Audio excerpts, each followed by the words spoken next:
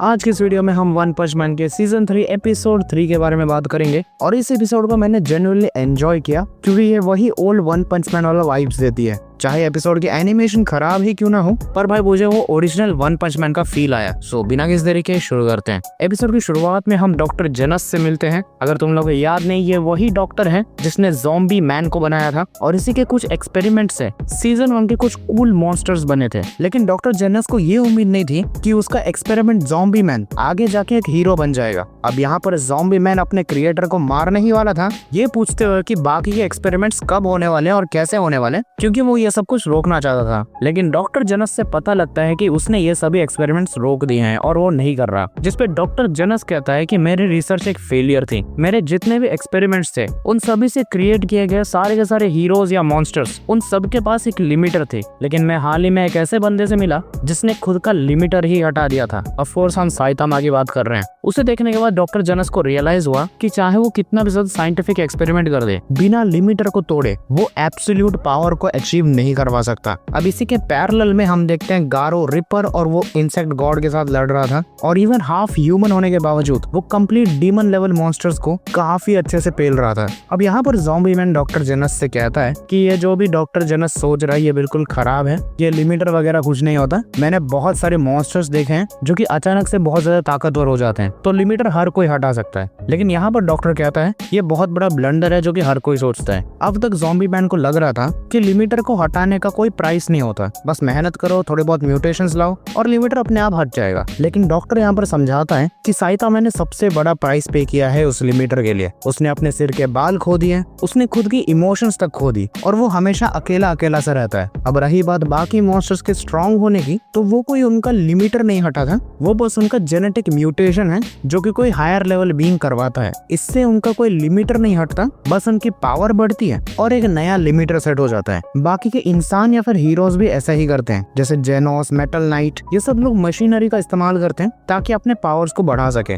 लेकिन वो absolute power को कभी अचीव नहीं कर सकते। लेकिन डॉक्टर जेनस को साइतामा सबसे अलग लगा। वो बस एक नॉर्मल बंदा था भाई, बिना किसी सुपर पावर के साथ, ना ही ज्यादा पैसा था, जस्ट नॉर्मल बंदा था जिसने अपने मेहनत के दम पे अपने लिमिटर को हटाया। बाकी सभी हीरोज तो जरा भी पावर के साथ हुए थे। अब यहीं पर सीन शिफ्ट होता है गारो की तरफ। अब यहाँ पर रिपर और इंसेक्ट गॉड दोनों ही थक गए थे और गारो अभी भी लड़ पा रहा था। अब ये दोनों ही इम्प्रेस होते हैं कि एक हाफ ह्यूमन ने इनको इतना ज्यादा थकाया। अब यहाँ गारो को फुल कॉन्फिडेंस था कि वो इन लोगों को खत्म कर सकता है, लेकिन यहीं पर पीछे से एक और वो कीचड़ वाला एलियन आता है और वो उस बच्चे को पकड़ लेता है। अब इस बंदे को गारो से पर्सनल दुश्मनी थी क्योंकि गारो ने पहले ही इसकी बजा रखी थी। यहाँ गारो पीछे मुड़ता ही है कि रिपर उस पे हमला कर देता है और उसे गिरा के लगातार उसे काटने लगता है। यहाँ पर इंसेक्ट गॉड उसे रोकता है और कहता है कि हमें ऑर्डर्स मिले इसे ना मारने के लिए। लेकिन रिपर ने गारो को इतना ज्यादा काट दिया था कि अब इन दोनों को लगता है कि गारो और नहीं बचेगा और ये तीनों ही उस बच्चे को लेके वहाँ से निकल जाते हैं और गारो वहीं पर पड़ा रह जाता है। और अब आता है सबसे ज्यादा फन पार्ट, साइतामा के घर का सीन, जहाँ किंग अपना गेम खेल रहा था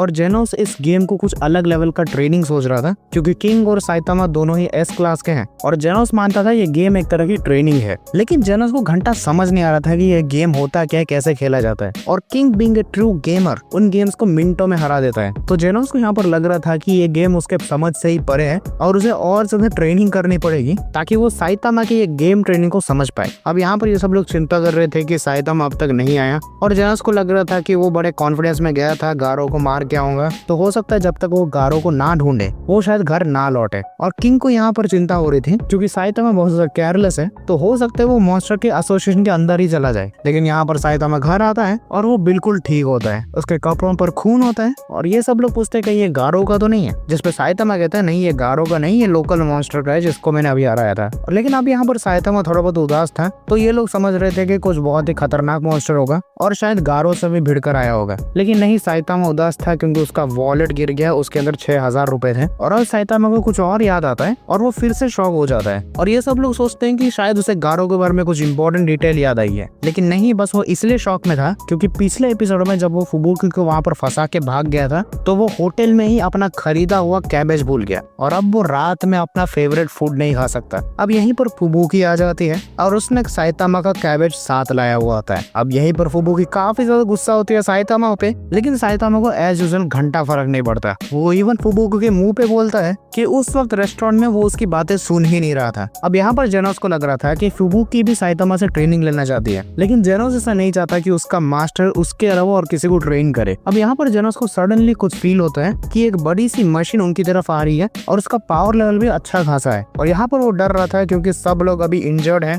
जेनोस भी ढंग से चल नहीं सकता, इवन फुबुकी भी हाई लेवल डीमंस को नहीं हरा सकती। साइतामा अभी उदास है, थक के आया है, तो वो किंग को भेजता है बाहर ताकि जो भी चीज उन्हें मारने आ रही है वो उसका सामना करे। अब किंग की फटके हाथ में आ जाती है, लेकिन वो फिर भी शो ऑफ करने के लिए बाहर चला जाता है। लेकिन बाहर कोई मॉन्स्टर नहीं होता, दरअसल वो जेनोस का ही डॉक्टर कुसेनो होता है। वो बस जेनोस से और साइतामा से मिलने आया था, इसलिए उसने सूट पहना ताकि मॉन्स्टर कहीं दिख ना जाए रास्ते में। अब ये बंदा साइतामा को जेन्युइनली थैंक यू कर रहा था कि उसने जेनोस को ट्रेन किया और वो अपने और जेनोस की काफी बढ़िया कहानी सुनाने लगता है। लेकिन साइतामा को घंटा फर्क नहीं पड़ता, वो इवन उन सबके मुंह पे बोलता है कि यहाँ पर ज्यादा लोग हो गए हैं, जो भी काम करना है करो और निकलो यहाँ से। लेकिन यहाँ पर डॉक्टर कुसेनो साइतामा के लिए गिफ्ट लाता है जो कि एक हाई क्वालिटी बीफ होता है, और उसे देखते हुए साइतामा तुरंत पलट जाता है क्योंकि अब उसे इनाम मिलने लगे हैं। तो वो कहता है हमारे घर आते रहना, और अब वो डिसाइड करते हैं इतने महंगे बीफ को अपने शाम के फेवरेट फूड में ऐड करे, और वो सबको अपने घर से भगा देता है क्योंकि वो अपना फेवरेट फूड किसी से शेयर नहीं करना चाहता।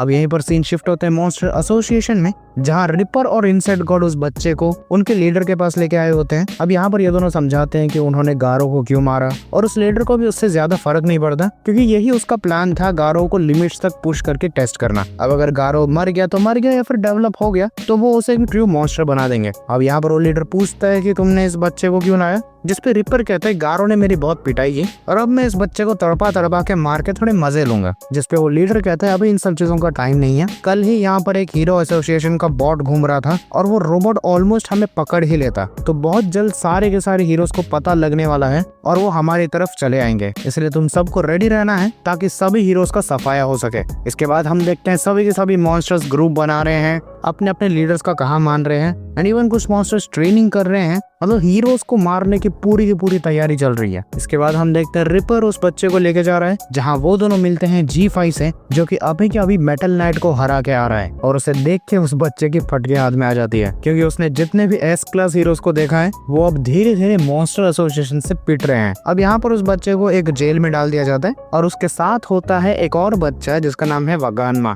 अब ये वही मेयर का बच्चा है जिसको हीरो एसोसिएशन इतने टाइम से ढूंढ रही है। अब यहाँ पर वगानमा उससे पूछते हैं तेरे पास कुछ खाने को है, जिसमें वो अपने पॉकेट से कैंडी देता है। यहाँ पर वगानमा कहता है कि चिंता मत कर, हमें कुछ होगा नहीं, मेरा बाप एक बहुत ही पावरफुल आदमी है और वो हीरो एसोसिएशन वाले अभी यहाँ पर आते ही होंगे और अब इन सबको वो मार के मुझे यहाँ से लेके चले जाएंगे, और अगर तुम चाहते हो मैं थोड़ा बहुत उनसे बात कर सकता हूँ तुम्हारे बारे में और तुम्हें भी बचा सकता हूँ। देखो अब मुझे जाके इस बच्चे का नाम पता चला, इसका नाम है टरेयो। अब यहाँ पर वगानमा टरेयो को बोलता है अगर तुझे जिंदा रहना है तो मेरा नौकर बन के रहना पड़ेगा। यहाँ पीछे वो कीचड़ वाला एलियन आता है और कहता है सपने देखना भूल जाओ, तुम्हारे हीरोज तुम्हें बचा ही नहीं पाएंगे। तुम्हारे हीरोज चाहे कितने भी ज्यादा पावरफुल हो, चाहे वो ब्लास्ट हो, मेटल नाइट हो, मेटल बैट हो, उससे घंटा फर्क नहीं पड़ता। हमारे सारे के सारे मॉन्स्टर्स अबव डीमन लेवल हैं और एक एक मॉन्स्टर दो S क्लास हीरोज को हरा सकता है। तो जैसे ही हीरोज खत्म हो जाएंगे तुम दोनों को मार दिया जाएगा, क्योंकि मॉन्स्टर एसोसिएशन बनाई ही इसलिए गई थी ताकि हर एक हीरो को चुन चुन के मारा जाए। यहाँ वगानमा उसकी बात पे भरोसा नहीं कर रहा था, लेकिन यहाँ पर टरेयो उसे समझाता है कि शायद ये सच बोल रहा है क्योंकि उसने अभी अभी G5 को मेटल नाइट का सर लेते हुए देखा है। तो मतलब एक एक मॉन्स्टर यहाँ पर कुछ अलग लेवल का है और S क्लास हीरोज भी उनके सामने टिक नहीं पाएंगे।